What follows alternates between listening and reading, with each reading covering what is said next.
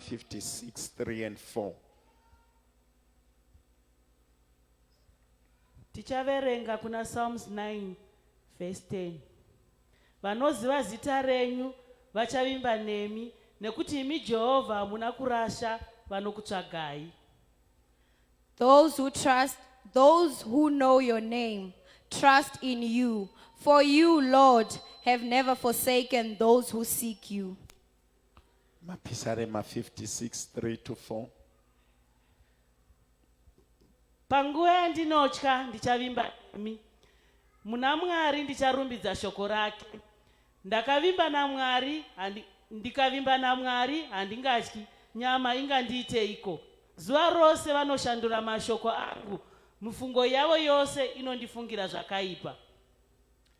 When I am afraid, I put my trust in you.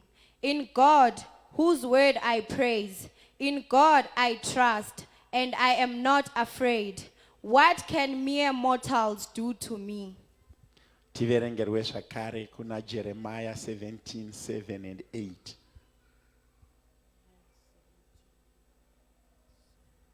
But blessed is the one who trusts in the Lord, whose confidence is in him. They will be like a tree planted by the water, that sends out its roots by the stream. It does not fear when heat comes. Its leaves are always green. It has no worries in a year of drought, and never fails to bear fruit. Wakaropafadzwa iye munhu anovimba naJehovha, wakaita Jehovha chivimbo chake, nekuti uchava semuti wakasimwa pamvura, unotuma midzi yawo kurwizi usingatyi, kana kupiswa kuchisvika. Asi mashizha awo achava matema, haangarangariri pagore rekusana kwemvura, kana kurega kubereka zvibereko. Judges 16, verse 28. Yekupedzisira. Vatongi 16, verse 28. Then Samson prayed to the Lord, Sovereign Lord, remember me. Please, God, strengthen me just once more, and let me with one blow get revenge on the Philistines for my 2 eyes. Reshona renotichi 16, verse 28.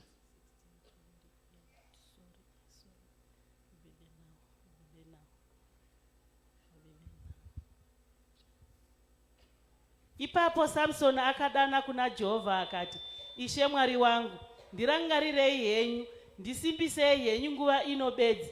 Imi Mwari nditsivirwe maziso angu maviri kuvaFiristia. Hallelujah.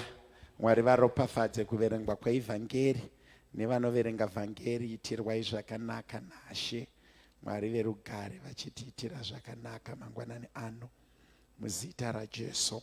Patiri kunotanga fasting yedu mugore raShe rakanaka ratiri kuti #sunungu, toda kutaura nenyaya yehondo dzevanhu kana kuti zvakatitenderedza zvinorwa nesu. Hallelujah. Hakuna munhu anorwiswa pahondo dzaanorwa pasina vanhu. Kana Mwari vakuita minana vanoshandisa vanhu. Kana Satani akuita zvaanoita anoshandisa vanhu. Ukatarisa the Bible pane parinozonyora richiti since time of John the Baptist until now the kingdom of God suffered violence, and the violent shall take it by force. Meaning to say, the word of God is acknowledging the power of the darkness, but also it states clearly without doubt that those that want to compete will win. Pese panorwa chiedza nerima, rima rinokundwa, asi panotanga paita kutsutsurutsana. Dhavhidhi achinyora kuna mapisarema ari kuti kubva kwezuva, regai ndiverenge kubva kuna Pisarema pavhesi 1 taitangira pakati, muone kuti hondo. David was one of the mighty men of God, a man blessed and empowered to win wars. Asi ane nguva yaanozonyora pamberi paMwari achitsanangura unhu hwemamiriro anga akaita hondo dzaairwa. Amen and amen. Pa 56 kubva pa 1 inoti, ndinzwireiwo tsitsi Mwari, nokuti vanhu vanotsvaga kundimedza, zuva rose vanorwa neni vachindimanikidza. Vavengi vangu vanoda kundimedza zuva rose, nokuti vanorwa neni vachizvikudza vazhinji. Vanorwa neni vachizvikudza vazhinji. Panguva yandinotya ndichavimba nemi. Kureva kuti pahondo dzaari kurwa David ane nguva yaanonzwa kutya. Ndopakuti I draw my power not to be scared from you. Uchirarama semunhu une hondo dzaunorwa, iro gore rino une hondo dzaunorwa, zvinotora munhu ane meso kuziva kuti kunyika yemweya yerima kune hondo dzandimukira. Kana dzamuka ndinotora simba rangu kubva kunasho. Remember, pandaverengesa kuna Samson, akarwa hondo dzakawanda, achirwa hondo dzamwari vamasimba ose. Paaibatidza makava, achirova vanhu neshaye mbongoro, achibata vanhu, achibvarura shumba, airwira hondo dzamwari, achisunungura vaFiristia. Achipisa minda yevaFiristia, achisunungura vaIsraeri vakanga vakatapwa nevaIsraeri. VaFiristia vaIsraeri vanga vakatapwa nevaFiristia. But pane zuva Samsoni raanowarayirwa. Awarayirwa obva reveal the secret of his power. Simba robva ratorwa. Mukurarama kwako kune nguva yaunowarayirwa. Paunopfugama uchiita unge varemerwa, vavengi vanoita kuti kupfugama kwako kunyanyise kurwadza. Bhaibheri rinotaura zvakanaka. Rikati vaFiristia vakati vabvisa Samsoni bvudzi, havana kumubvisa bvudzi chete, vakamubvisa maziso kuti arege kuona, ari mupenyu, pasina sterilization kana anesthesia, kungobviswa maziso. Kwakumuisa muimba yepasi, iwo kwakukwira parufu, vachimwa nekufara semadzimambo. Do you know kuti zuva raunoremerwa kune vanhu vanotonobika pati? Kuomerwa kwemereji yako kunokonzeresa vanhu kugocha nyama. Kunumburiswa kwemwana wako kunokonzeresa vanhu kuva nemufaro. Kurwara kwako iwewe kunogona kukonzeresa vamwe vanhu kuita dare remafaro. VaFiristia vanotogochera nyama maziso aSamson. Munaziri waMwari kwakuzofunga nguva yakati no, apa handicharwi hondo dzevaIsraeri, ndakuda kumborwa hondo yangu inini semunhu.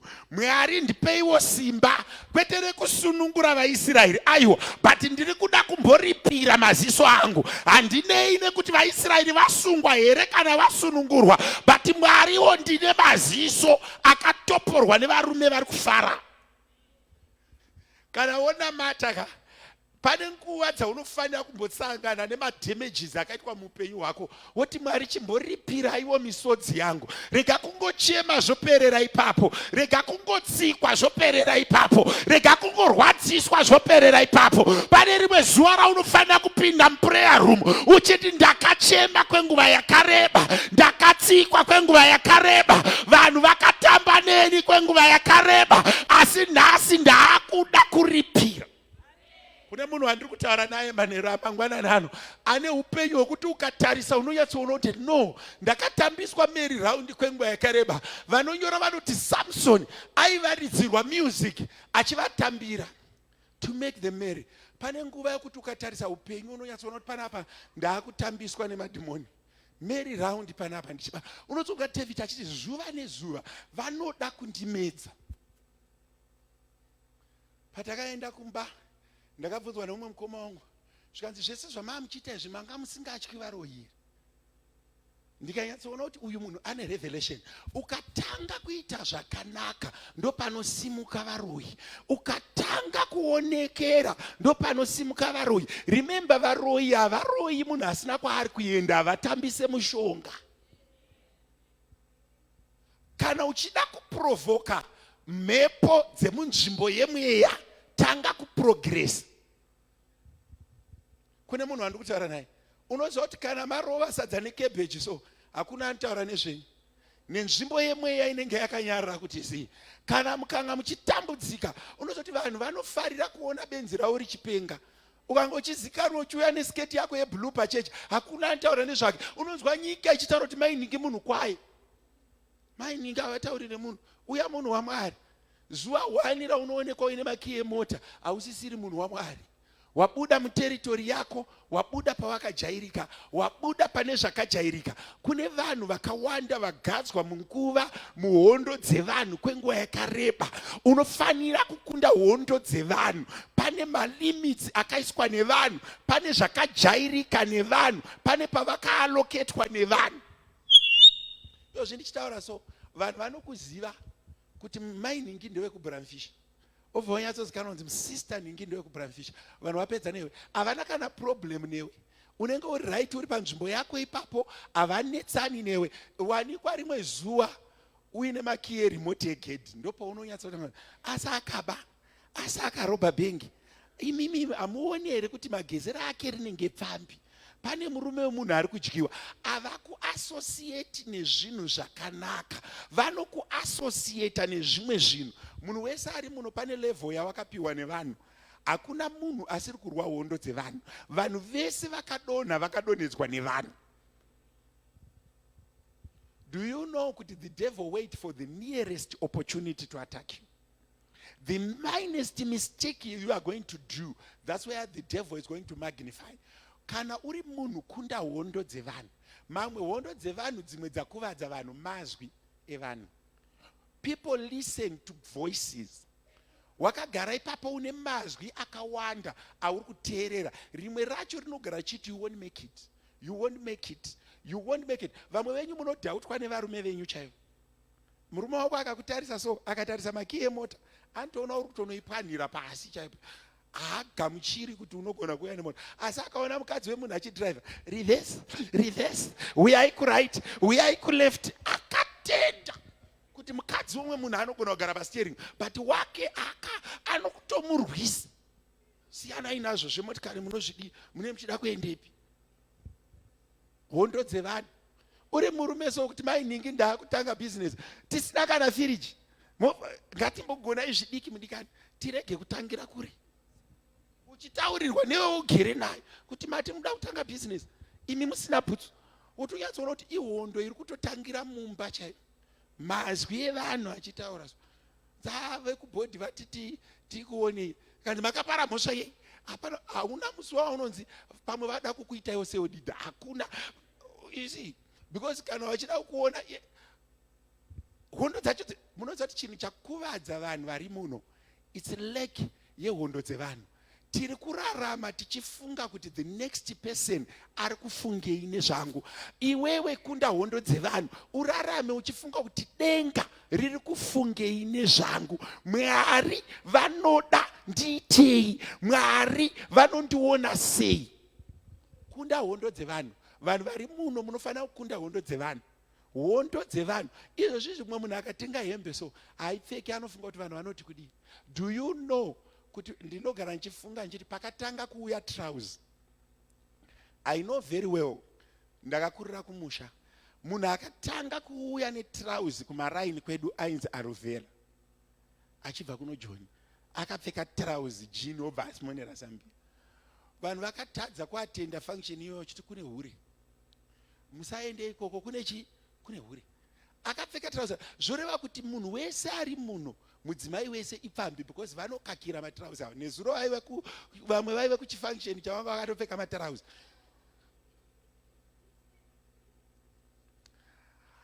Asi akakwanisa kukunda hondo dzevanhu kuziva kuti jini itrauzi ihembe yekupfeka. muri kuzaendera vanhu vakatanga vachitaura kuzodzimara vati kuri kutonhora regai tipfeke.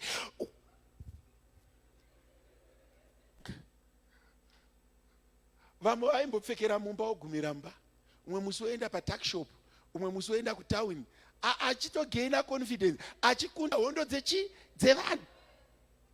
Izvi kune zvinhu zvakawanda.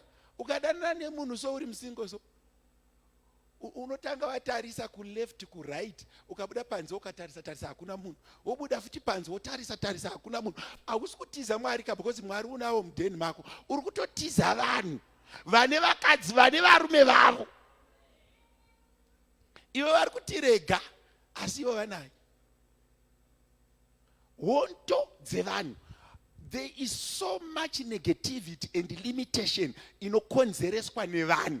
Kune munhu andikutaura, kana wakuda kusimuka, imbosvika nguva yaunoti I close my eyes to men, I close my mind to men, I want to hear what the Lord says. Kana wakwenda, unoza ndinorangarira David aenda kuva kumadzikoma nechikafu, achisvika akabvunza kuti ko uyu, zvikanzi watanga iwewe manyawi, siya chikafu udzokere kumhuka. Unoziva kuti pese pauda kutanga kuita chakanaka pane izwi wani rinotanga kutaura.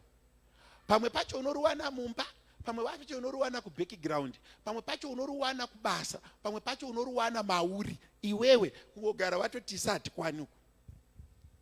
Ndakabvunza umwe munhu akati ndezvipi zvezvinhu zvinoitwa pachechi mufundisi kuti ndishandire Mwari. Ndikati unogona kupinda muchurch board. Uko handiko mufundisi, ndahandichingoreva hangu kutsvaira. Atota iye mindset yake yagara haifungi kuti munhu ari mubhodhi ari kushandira Mwari. Ndikati aiwa, ndamandibvunza zvibasa rinoitwa pachechi. Ndikati kunotangira kuchurch board. Handino kunotangira basa raMwari kunoitwa madecisions echechi. Kunotangira kuchurch board, tozoenda kuladies, kumen's fellowship, madepartmental heads. Mufundisi ini ndiri munhu akazvininipisa, naachingofunga kuti mukangondiwanirawo hangu kusecurity uku kwandisinganyanyi kutaura nevanhu. Anofarira kutaura nemadhongi nembwa, haafire kutaura nevanhu. Zvekutaura nevanhu haadi. Saina handidi zvekutaura nevanhu. Ukangoona usichiti haudi kutaura nevanhu, waakutorwa hondo dzevanhu, uri kutorwiswa nehondo dzevanhu. Because hakuna kwakanaka kwaunoenda usingatauri nevanhu. Hakuna chakanaka chaunobata usingatauri nevanhu. Kana uchida imba unotaura nevanhu, kana uchida mari unotaura nevanhu, kana uchida mukadzi unotaura nevanhu. Mukadzi chai unototaura nevanhu. Uchitanga unowirirana naye, wonotsvaga tete wake, wozotsvaga hanzvadzi dzake, uri kungotaura nevanhu usati wasvika kumukadzi chai. Saka chese chakanaka unodarika nepane vanhu, unofanira kukunda hondo dzevanhu, kuwanirwa favor newauri kuda kudanana naye, kuwanirwa favor nehama dzake, kuwanirwa favor musi wekuroora chaiyo, urege kuzopiwa papiro iwe uri wemukwasha.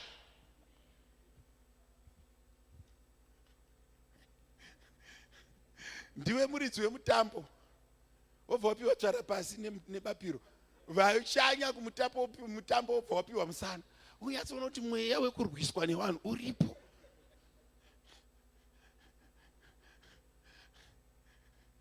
Vakuwasha varikuda kuzoroora vanatulani, mandinzwa.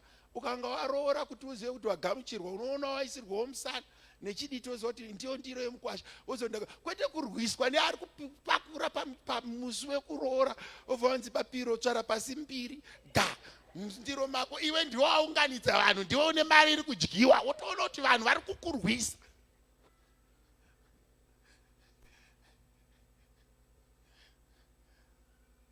Hauzivi kuti nyama yaunopakurirwa pamutambo inoratidza unhu kuti wagamuchirika sei? Uzotarisa yaunoisiwa.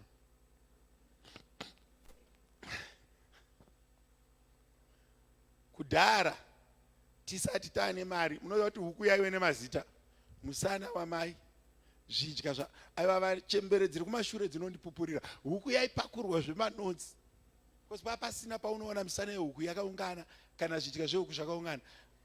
Uri mwana waingoziva kuti kutsoka uku nekumatumbu ndokwamaiperera.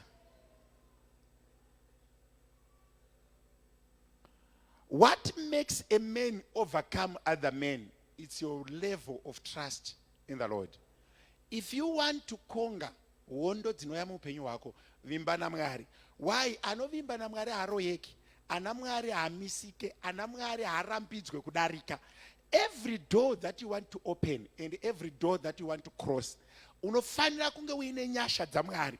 David ari kuti kana ndotya Mwari ndinovimba nemi, kureva kuti pamadoors atinodarika in our way to growth panoda nyasha dzaMwari, nekuti mamwe acho ane vanhu vakaavharira.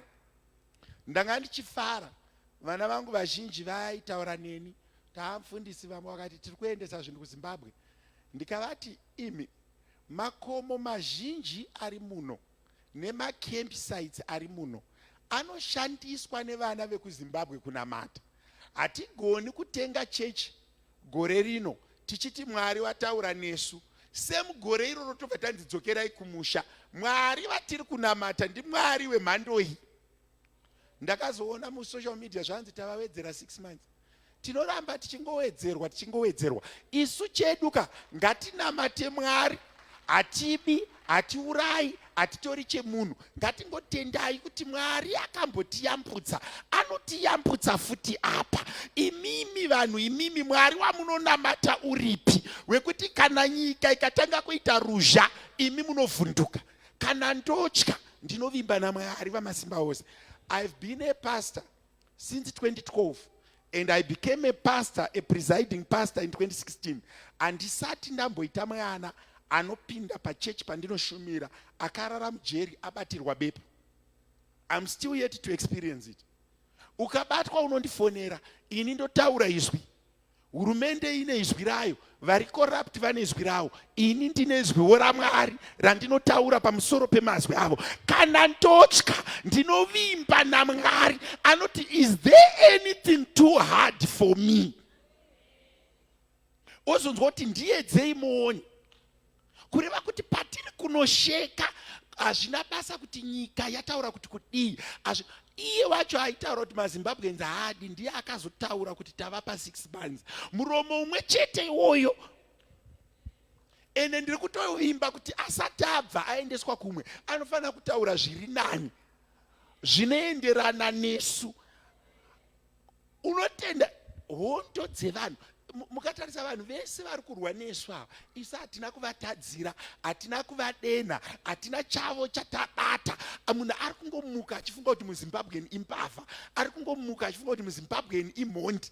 Isusu tina Mwari watakavimba maari. Ndoda kusimbaradza mumwe munhu anga ane kutenda kwaakupera, ari kurongedza mabhegi. Kana muchirongedza mabhegi, rongedzai out of choice, musarongedzeswa navanhu. Ndava vanhu havana nyika, nyika nekuzara kwayo ndezvashe. Umwe ari kutotaura zvikanzi tinogara pai, tinoswera pai. Vamwe vakati hanzi kumabasa tinodzingwa. Hatidzingwe mabasa. Kana David ari kuti vari kutsvaga kundimedza, zuva nezuva vari kutsvaga kundiparadza. But remember, kana ndaana Jehovha ndakwana nezvinhu zvese. Dzidzai kukunda hondo dzevanhu. Yozvi ndichitaura kudai so, dzimwe hondo dzevanhu malimits. Do you know kuti tikatangira pabhenji iri tichinobuda kune rekupedzisira, tikatora munhu 1 kuti tinongedzere kuti vanhu ava vakamira sei, vanhu vakakupai malevels. Chimwe chinokwanisisa munhu kukunda hondo dzevanhu, buda pamalevels aunopiwa nevanhu. Be a surprise. Urarama upenyu hwekusurprise vanhu. Pavari kufunga kuti waguma, Mwari ngavakuendese pamwe neimwe level. Pavari kufunga kuti wapererwa, Mwari ngavakuendese. Remember, hatirambidzi varoi kuroya, uye hatirambidzi vanotaura kutaura. Tinongovarambidza kuroya isusu. Ende pamwe pacho hativarambidzi kutoroya, tinovabvumidza kuroya. Uroyi hwacho hwobva hwashaya basa. Pavanotitaisa chitsinga, akauya hadzokeri nemotikari yake, wotoisa message, tasvika zvakanaka, pabhodha vativhurira, hatina kumbomira. Voedzazve chimwe chitsinga, woti tatosvika zvakanaka. Vanodzokera kun'anga dzavo votaura kuti tipei mari yedu muri kutibira. Aiwa, but mishonga ikaka inoshanda, asi pane pamwe payarambidzwa. Denga rati no, kana ndonzwa kutya ndinovimba nemi Mwari. David ari kunyora zvakanaka. anoti kana ndakunzwa kutya ndopandinovimba nemi. Obva ati kune vanovimba naJehovha vakafanana nemuti unogara une midzi yavo iri mumvura, kureva kuti panoomerwa vamwe. Ine hapana chinhu chandinofarira when faith is in a man. Panoomerwa munhu, vamwe vese vakaomerwa, zvinhu zvakatinti. Ipapapo ndo vaya vakadyarwa mumakomo nevakadyarwa mumaplain ground vachiomerwa. Isu vekutenda ndo patinenge tiri green, ever green. Takapfuura nemucovid, machechi akavhara wakomana, vanhu vakarohwa nenzara. Isu gore ratakanyatsoita mari sechechi igore recovid, ndo gore ratakanyatsoita mari sechechi iroro recovid. Ndo patakanyatsoona kuti samufundisi papasina vanhu vanonyanyouya kumba. Ndakadya nyama wakomana, because maimufundisi vaingomingira kundibikira, kuswerera kundibikira, kurarira kundibikira. Chiripo chikafu vanhu vachiti taakuvhara machechi, isu tichidaidzira kuti tiri pari green, pari right. Vanhu vakamhanya kumakuwa left and right and center kunoviga vanhu. Pano pachechi 100%. Kana wanda akafa, waigofa sei ndakaguta. Pane zvimwe zvinhu zvinofanira kuzadziswa. Kana motenda Mwari, zvimwe zvinhu ngazvizadziswe. Waida kuti munhu afe sei ndakaguta, ndozoenda pamberi paMwari ndichiti, Bhaibheri rinoti kana ndadya ndaguta ndokuropafadza, kwete kuti kana ndadya ndaguta wobva wafa. Pane chimwe chinhu unozoti I have seen mucovid, ndo pandakanyatsoona kuti Mwari anomira nevanhu vake, uye Mwari anoita ndaisenderwa message, baba tatesta positive, ndodzokera muprayer ndoti ndonotarisa madziro ndoti baba ndakati hakuna unofa. Ndodzokera ndogara pasofa rapo, baba handisina test, handichanzwi kuti chikafu chiri kudii. Ndodzokera ndoti Mwari test ngaiende asi upenyu hurambe huripo. Kune vanhu vanofanira kuti kana hana yakurova usavimba nevanhu. Paunosvika pakaoma, rega kufonera vanhu, tarisa kumadziro uti ndinovimba nemi Mwari, hondo dzangu dzinorwiwa nemi Mwari. Panomwe munhu amondifonera mufundisi murume akuda kundiramba, ndikati gara ipapo. Zvikanzi atoti aenda, ndikati gara ipapo. Zvikanzi ndikati gara ipapo achadzoka. Munhu akangozoti hi, how are you, on my way. Anodzoka ega. Tine mhepo inopisa inotina mapenzi kuvabvisa kwaari achidzoka kwaanofanira kuswera. Tina Mwari anotenda. Zvikanzi zvavauya ndodii, ndikati bikai chikafu chinonaka. Zvikanzi kwavanga vari, ndikati kwaive nerugare takavagadzirisa ikoko. Denga rinotichengeta. Kana nyika yakutiseka, denga rinotichengeta. Kana nyika yakurwa nesu, denga rinotichengeta. Nzwisisa kuti dho rikavhara, chinovhura dho havasi vanhu, chinovhura dho inyasha. Kana ndapfekwa nesimba raMwari, hakuna anondivharira uye hakuna anoramba. Iro gore rashe rakanaka rinei. Ipo papari kusimuka dhudhula nepari kusimuka rejection, ndogore raunofanira kunyatsoita mari. Uti gore redhudhula ndakadhiraivha, gore redhudhula ndakatenga imba, gore redhudhula ndakapromota. Iroro gore unoti pane umwe munhu wandikutaura naye, so wanga wakutofunga kurongedza kuenda kuZimbabwe. Iwe haurongedzeswi nevanhu vano, unorongedza kana nguva yakwana.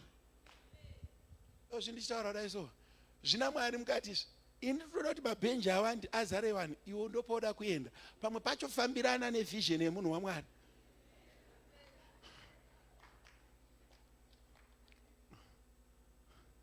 Ende ndiri kutorevesa ka, inini ndiri kurevesa.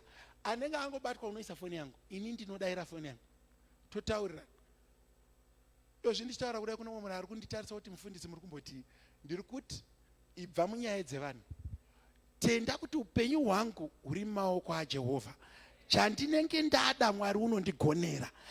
Rega kugara pamazwi evanhu, rega kugara. Mamwe mazwi akuvadza vanhu ibackground. Ukatarisa kwawakaberekwa, wotarisa kwauri kuenda, unobva watongotya mamwe maofisi. Ndakabvunza mumwe munhu achitaura nyaya yake. Apedza kutaura ndikati, imi maamuchifungei? Zvikanzi baba, ndachitongofunga hangu kuti ndichitongoita zvavari kutaura ndikati shoko raMwari rinoti kudii. Shoko raMwari rinoti to those who believe their strength will be renewed.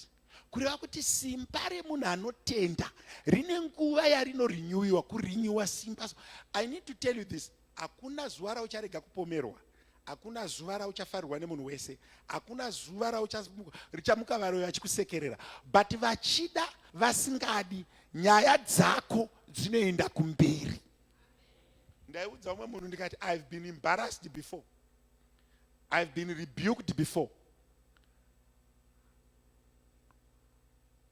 I've been blamed wrongly before, I've been misunderstood before, but zvese izvozvozvo zvinodarikika kana wakuti kana ndotya simba rangu riri muna Jehovha.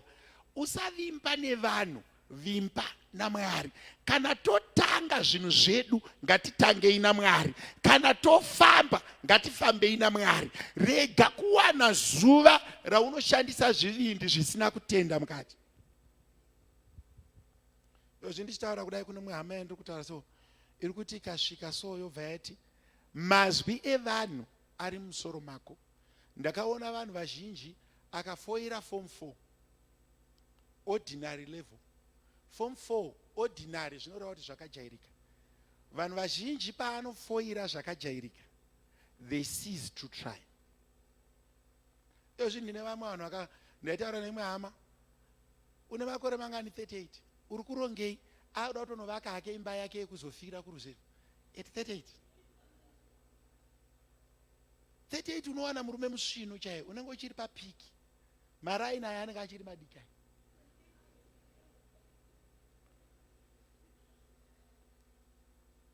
Hauzi kuti kana makukura pano tumwe tumugero tunobatsiridza mvura kubva mumusoro tuchiasha kudzika pasi kana wakugeza.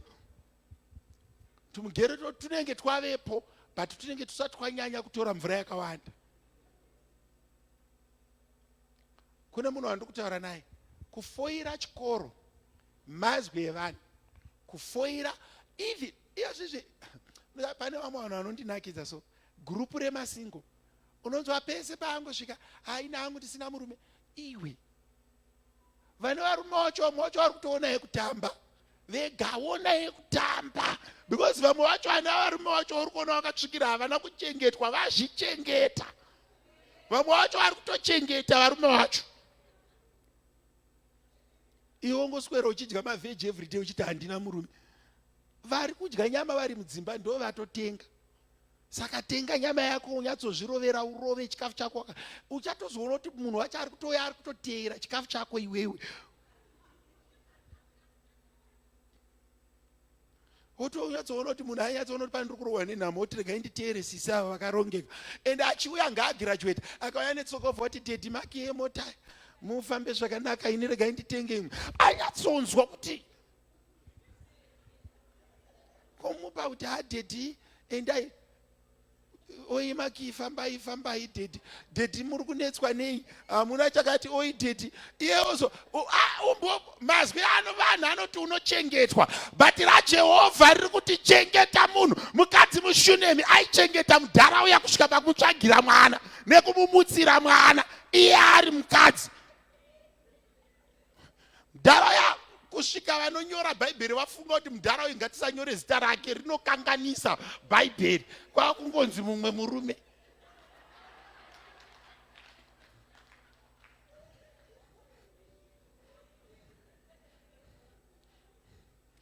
Ukateerera vanhu kuti kana ndasika ndofanira kuramba ndichichengetwa vanhu, iye unenge utori munhu akakwana pakati pevamwe pamamonya ipa nevakadzi vari mudzimba. Ukaona baba vari kunonoka gore rashe rinoiri, itai zvashe, vangozoteerera vanoindi nyama. Hausati waona kuti kuna vamwe varume kuti mwana akatanga kugwina amai namatai, vanoziva kuti ndimi dzamai dzakakora kudarika dzavo. Mama namata, chimboti namatei futi bhichana, wedzerai mazwi. Pane pamwe paunofanira kumira woti Jehovha ndibatsirei ndidarike mazwi evanhu. Ndinawo vanhu unotonyatsoona kuti vana mai vokuti vakaenda kuprayer camp unonyatsoona kuti manamatire munhu aya ari kunamata pevaviri.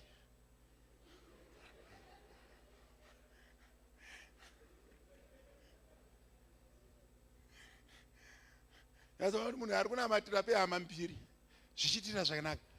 One thing that I know, if you purpose something in your heart with faith, you can overcome it.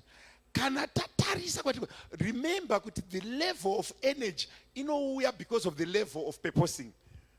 Unoziva kuti kana muri muchechi munomu, matiri munomu, une mafungira unoita.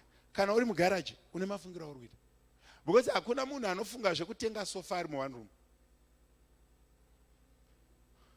Kana uri mu one room, unenge uine chigubhu chakapera sefi kana chigubhu chakapera pendi. Kana plus ndakanyatsoona kuti vanhu vanogara mu one room havadi kutenga kana chair, vanoda kushandisa zvigubhu. Yeplastic chaiye 60 rand hadi kutenga. Zvoro kuti kana waakukura mugore rashe rino, imboti regai ndimbotsvagawo apartment kana ndadzingwa nekushaya rent. Asi makoronike zvambonyorwa kuti ndakagara muimba ine bathroom ne dining ne bedroom. Asi vanotenda havadzingwi.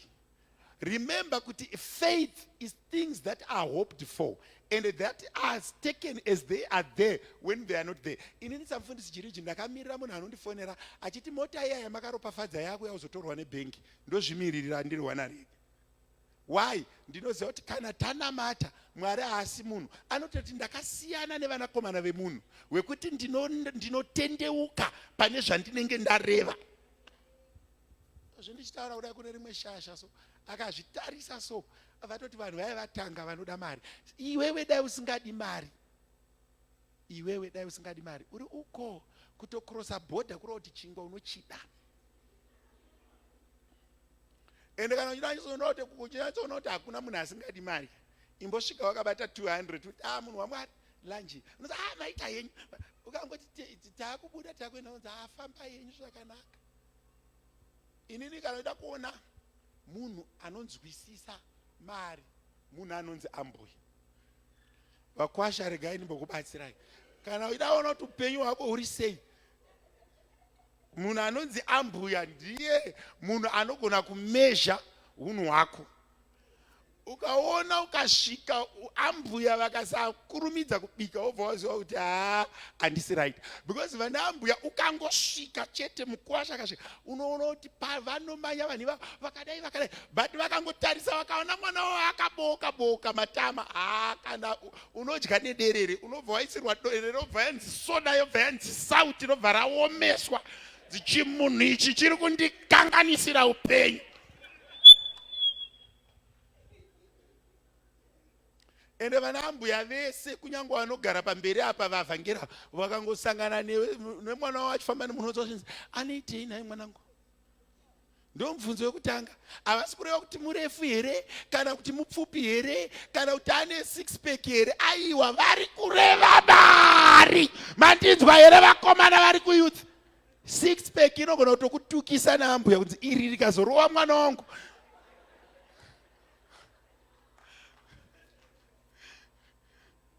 Mwana wangu angaponere nezimonya rakadai akarohwa anokwadzwa. But kana paine 2 rand pasaidi unoona achidzi makadi yenyu mwanangu. Mbotaridza munhu ari padhuze nokuti gore rashe taura Jehovha ambokubvisa pauri umboendeswa pa next level. Iti Mwari ndibvisei pandinofungidzirwa nevanhu kuti ndiri ndoda kukunda hondo dzevanhu, ndoda kukunda level yevanhu, kana ndodzokera kwandakaberekwa. Kune munhu andoda kutaura naye pa this point. Kana Jehovha ukatiitira zvakanaka sezvaanosiita makore ese, gore rino pariri kupera, pauri kuenda kuChristmas yegore rino, imboenda vanhu vati asi ane kwaakaba. Why? Mwari vakuropafadza. Imbotenda Mwari kukuropafadza gore rino. Iti Mwari ndiitirei ndidarike hondo dzevanhu. Hondo dzevanhu dzinofarira kukuona uri panzvimbo 1. David anoti vanotarisira kundimedza, but David aisamedzwa ari kumafuroka, vaida kumumedza ari papalasi. Ukaenda kuva mafuro hakuna anorwa newe kana usina progress yauri kuita nevaroyi chaiva vakuroyi. Varoyi havatambisi mushonga. Can I repeat this? Varoyi vakagarisana pasi. So that's why I'm not. even kana ukatakura mimba yemunana inovhiringwa. Tarisa munhu ari padhuze newe uti you need God's power to overcome hondo dzevanhu. The worst, munoziva kuti pfuti haina kugadzirirwa nzou, pfuti yakagadzirirwa munhu. The sophisticated gun was not made for a lion. Yakagadzirirwa munhu. Kureva kuti kana munhu akutadza kuenda ku next level anorambidzwa nevanhu. Munhu izvozvi unodzingwa basa nevanhu, unoitirwa makuhwa nevanhu, unoitirwa utsinye nevanhu, unodzikiswa nevanhu. Munhu uchikwira kudai, izvozvi uri kukwira une shamwari dzako. Munhu anokudonedza asi kure, munhu unoswera naye ndiye ane information. Akaona kuti wakuenda kure, ndaiudza mumwe munhu zvikanzi, mufundisi, ndi moyo wangu uri kurwadza. Ndikati muri kurwadziwa nei? Nhasi vese handina kudya. Kati hamuna kudya? Mukunetswa nei? Zvikanzi mainhingi vakati. Ndikati wotadza kudya chikafu chako nekuda kwamainhingi. Ini chinhu wani chandakadzidza mupenyu, uchipedza kuitirwa makuhwa, bika chikafu chinonaka udye. Because vanhu vakaziva kuti makuhwa anokuisa pakona, vanokureva every day. Ende munhu wese ari kudya agara anorehwa. Ndoda kupa example. Kunyika yatinobva kune mutungamiriri aigara munews every day achinzi doctor. Paakarega kudya zvakakora zvenyika, makagumisira rini kumunzwa munewspaper? Ndiani achirumbotaura nezvake? Nevaroyi vakatorega kumuroya, nemajournalist vakatomuona achifamba vanopesana naye. Asi ari kutonga izvezvi angotsika gumbo rake, majournalist akutotaura. Nhasi vanga vachikomishina roti, nhasi munhu wese ari kudya ndiye ana attract attention. Ane nzara vanhu havane naye. Ukaona usiku attract attention, nzara iripo, iti Jehovha ndipeiwo nyasha dzekuti vavengi vandione. Unoonekwa chete kana uchidya. Mapasta ese amunoona musocial media ari kudya. Kana mufundisi vachiparidza kwamurombedzi vachidya mbambaira nemaheu, hakuna anotaura nezvavo. Can I repeat this?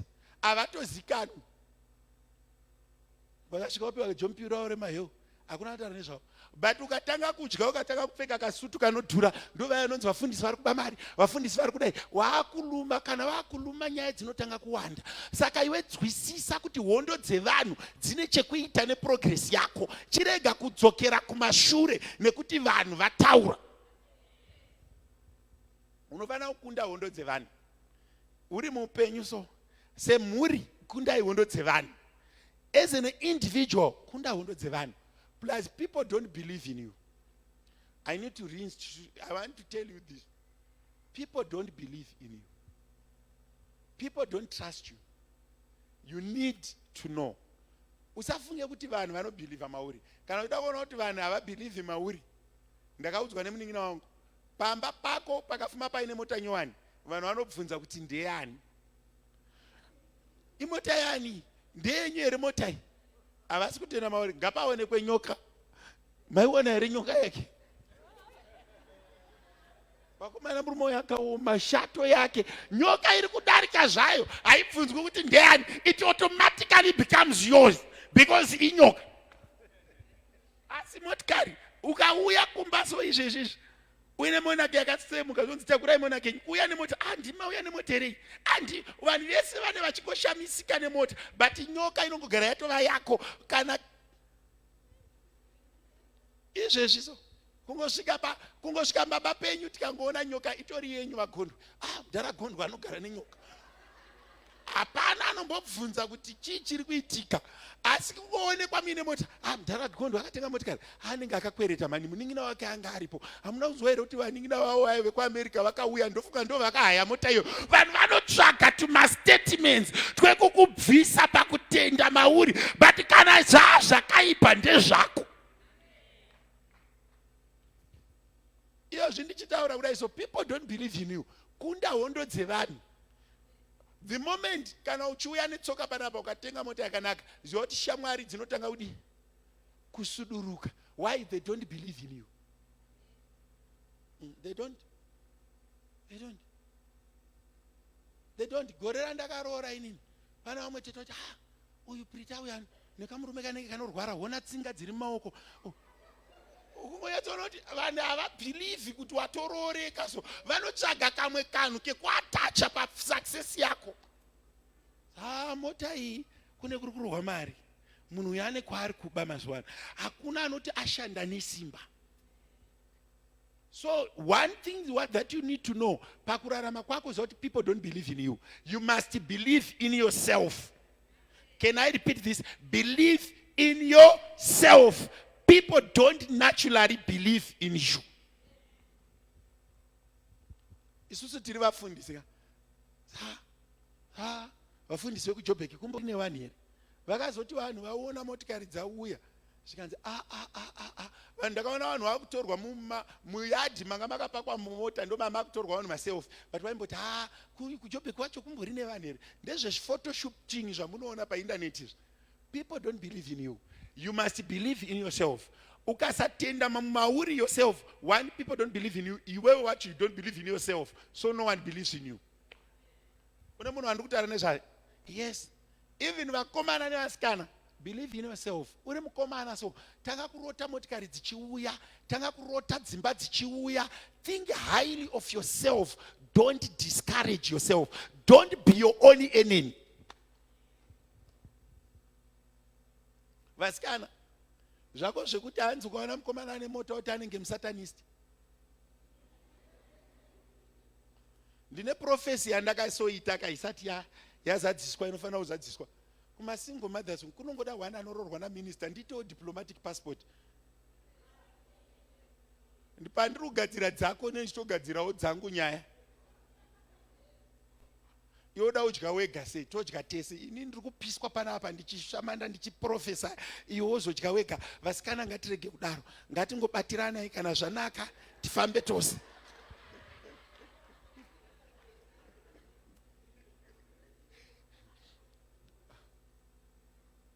Mamasuka muchiruzi yadzadza taitambira 11,000 ndatinamatira dzakutambira 30 vadzabuda chechi.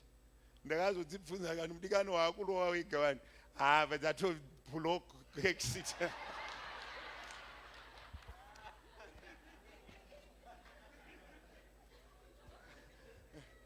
Dzakatoenda kuna mamasuka dzikati mudhara akaoma uyu.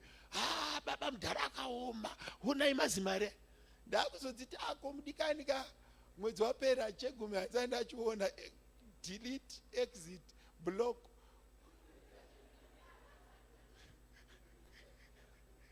Even baba pakashaya mai hadzina kana kubata maoko, mudzimai wacho ndiye akabata maoko. Hatidi vanhu vari kavadi. Kana mari yauya ngatidye tese. But mamasuka wandoiziva nyaya. Akatiza muchinda. Akafunga aisimbobvisa 1.1. Uzobvisa 4, kubvisa 3. Machinda auda kundivhara. Tarisa munhu ari padhuze nokuti Jehovha unogona kuitira zvakanaka masikati. If ukakunda hondo dzevanhu, Jehovha unogona kuitira zvakanaka masikati. Mindiro yake ndi yes and amen. You need to know kuti hondo dzevanhu, kune vanhu vakawanda vanovarairwa. Nokuti kana akatanga kusekererwa nevanhu, anofunga kuti people love you. You need to know kuti kana ndine vanhu vandinotamba navo, avazi vese vari kuti makorokoto vachirevesa, avazi vese vari kuti handei vachirevesa. You need to know kuti munhu asingandirasise panguva dzose ndiMwari. Inini ndiri mufundisi. Vamoyo vakafonera vazhakata, wobva wataurirana kuti usaudze vazhakata. Mufundisi ngavasanzwe nyaya. Vamoyo vanorava di, vazhakata vanorava ndiudza. So dzimwe nyaya dzamuri kutaurirana mukati umu muchinyeperana kuti hadzisi kusvika kuvanhu. I need to let you know. Vanhu vese vamuri kuitira makuhwa vari kuzviziva. Dzese mafoni kuhwa makafona muchifunga kuti haasi kuzikanwa, ari kuzikanwa. Why? Iwe varemerwa, iye anotadza nei kuremerwa. Iwe muridzi wenyaya varemerwa, ko wechipiri anotadza nei kuremerwa.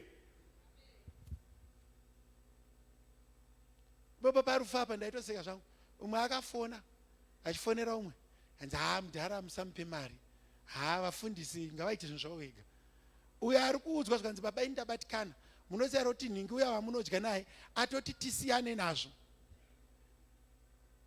iwe ndopaunoziva uchiti nematambudziko baba, ndiri kuziva hangu kuti aonekwa, chiziva kuti shasha iyi ndiJudhasi.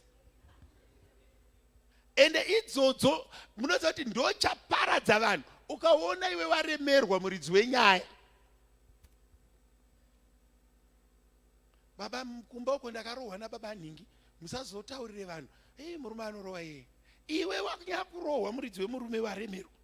Ko inini ndisiri muridzi wemurume ndinoremererwei? Ndinofirei? Ndikangoona ndafarira kuti vaya vanorova baba vaya maiwe. Andiwe muridzi wenyaya wakaremerwa. Kana mosimudzwa naJehovha, regai kuisa nyaya dzenyu kuvanhu. Vimbai naJehovha akakupai mweya wekufema. Ndochaparadza vanhu ichozvo. Ende manje unobva unoudzirwa munhu anoropafadza. Do you know kuti 9 out of 10 people havarari nenyaya? Ukangoverenga vanhu kuti 1, 2, 3, 4, 5, 6, 7, 8, 9 wechi10 anenge kutoremerwa. Pavanhu 9 avo 1 chete ndiye anogona kugara nenyaya 1 week. Vamwe vese vanoitaura in one way or the other. Ende vamwe vacho vanotoparidza newe. Ini ndaifunga kuti marriage yangu yakaoma, yamainhingi iri pamberi. Regai ndibona mata Mwari, Jehovha ndokutendai nekuda kwenyasha dzamakandipa. Handina kufanana namainhingi. Wato reason for a prayer. Kana zvinhu zvakuomerai, vanakomana nevanasikana, pfugamai. Kune murume mumwe chete asingarasisi. Kune zita rimwe chete risingakotsire. Kune munhu mumwe chete anovimbika naye. Kundai hondo dzevanhu. Kana moita zvinhu, itai zvinhu zvinounza ropafadzo. David anototaura kuti kana ndotya, kune zvinhu zvakawanda zvinounza fiye. Kurwarirwa, kufirwa, maproblems mumba, kushaya basa. Pamwe pacho fiye paunorara chaihope dzatinorota. All those things bring fear. Ukaona wakutya, have a habit of praying. When you feel tired, pray. Patakaudzwa message kunzi mama washaya, I was on the steering. I started praying. I wanted the courage to drive to where she was. Kune vamwe vanhu vekuti ukaomerwa, rega kufunga kuti misodzi it's a solution. Prayer is a solution. When you pray, the Lord answers you. When you feel scared, chinhu chese chaunotya, all your phobias, pray about them. Chinhu chese chinokuintimidate, pray about it. David anototaura bvataura kuti in the time of my fear, I will have faith in you. When you are shaken, pray. When you feel scared, pray. When you feel betrayed, pray. When you are happy, pray. Learn to pray in season and out of season. When things are hard, pray. Pane munhu wanda kuencourage kuti when you feel people are neglecting you, pray. Hakuna anoramba chagamuchirwa naMwari. The only way men can accept you fully is when the Lord has accepted you. Jesu arambwa nenyika, aroerwa pamuchinjikwa. He prayed ari paKalvari. Akati vanhu vaya vamakandituma vakandiramba. Akataura akati it is finished. Paari kunomuka kuakafa, avimba naMwari. Nyika yese yakatanga kumutenda. Nevakamurovera masoja vanoti truly he was the Son of God. Meaning to say, when God accepts you, vanhu havana choice, vanongozokugamuchira. Chakakosha kugamuchirwa naMwari, hakusi kugamuchirwa nevanhu. Why? Kana wagamuchirwa naMwari, nyika haigoni kukuramba. Can I repeat this? Kugamuchirwa naMwari kunobatsira kuti nyika haigoni kukuramba. Kuropafadzwa naMwari kunobatsira kuti nyika haigoni kuramba. Kune munhu wandiri kutaura naye. Pane ropafadzo yekuti ikauya pamusoro pako, even vanhu vakaramba nhasi, even vanhu vakaramba mangwana, even vanhu vakaramba kuswera mangwana, kana ropafadzo yaMwari yavepo, nyika haigoni kukuramba. Kana denga rikakutendera kuzarura masuo, nyika haigoni kukuvharira. Ndichitaura kudai so kune vamwe vanhu vakawanda ari kuti kumuri handigamuchiriki, kubasa handigamuchiriki. Hondo yako haisi kubasa, iri pakuti denga ngarikumisikidze. Munhu akazvarwa nemukadzi ane mazuva mashoma ekurarama.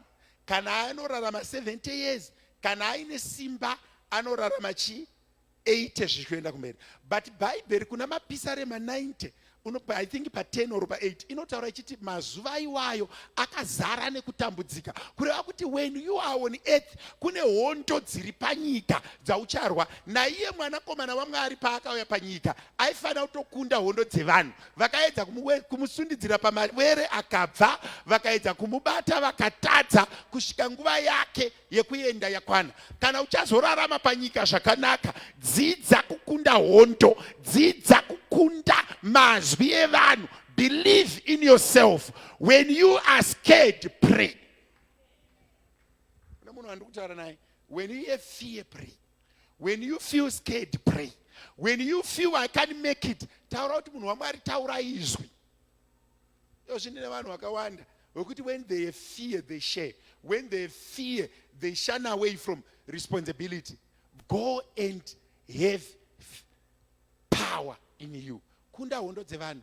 Ndichitaura kudai kune vanhu vakawanda vakagara pavanhu.